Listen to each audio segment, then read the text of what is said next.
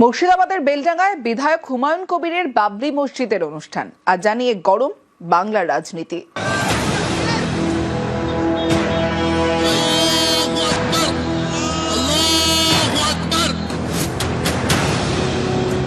বাবরি মসজিদ নির্মাণ হলে কোনো শক্তি আটকাতে পারবে না।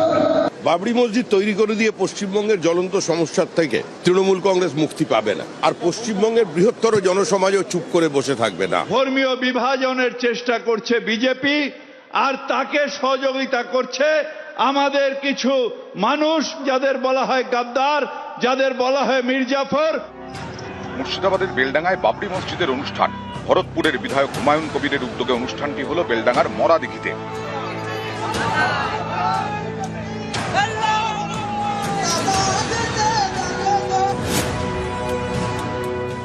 বাবরি মসজিদ নির্মাণ হলে কোনো শক্তি আটকাতে পারবে না।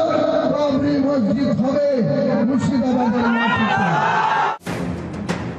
বাবরি মসজিদের অনুষ্ঠান উপলক্ষে সৌদি আরব থেকে দুজন ধর্মগুরু এসেছেন।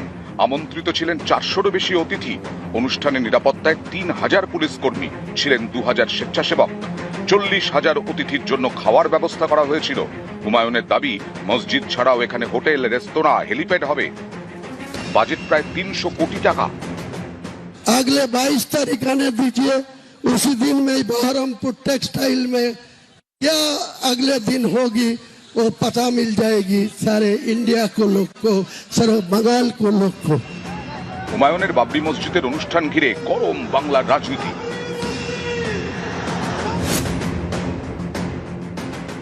দেখুন, এসব মন্দির মসজিদের লড়াই করে বাবরি মসজিদ তৈরি করে দিয়ে পশ্চিমবঙ্গের জ্বলন্ত সমস্যার থেকে তৃণমূল কংগ্রেস মুক্তি পাবে না, আর পশ্চিমবঙ্গের বৃহত্তর জনসমাজও চুপ করে বসে থাকবে না। এখানে হিন্দু বিরোধীদের সরকার চলছে। ধর্মীয় বিভাজনের চেষ্টা করছে বিজেপি, আর তাকে সহযোগিতা করছে আমাদের কিছু মানুষ, যাদের বলা হয় গাদ্দার, যাদের বলা হয় মির্জাফর। তারা তাদের সহায়তা করছে সেই একই কারণে। এখন দেখা যাচ্ছে বাংলাতেও সুড়সুড়ি দেওয়া হচ্ছে। কেউ মসজিদের নামে, কেউ মন্দিরের নামে সুড়সুড়ি দিচ্ছে। ধর্ম অন্ধতায় বাংলার মানুষ বিশ্বাস করেন না।